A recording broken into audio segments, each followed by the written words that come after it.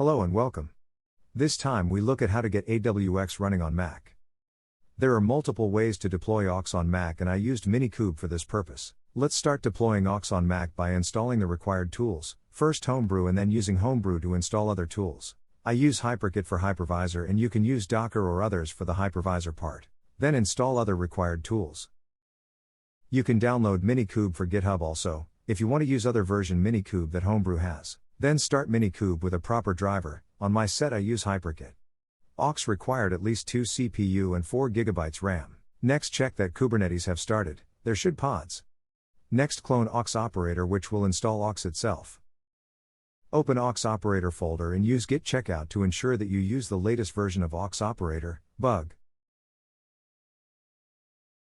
Then make deploy the aux operator pod.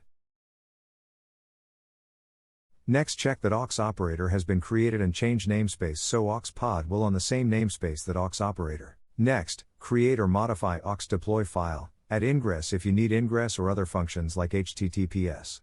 This will be the bare minimum configured for aux pods. The last step is to create aux pods by applying our configure file.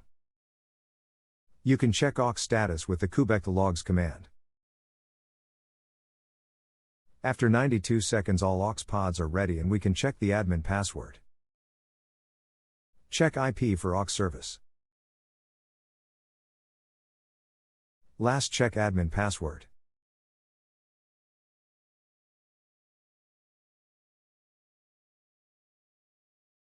Now we can open aux GUI on browser. Thanks for watching and see you soon.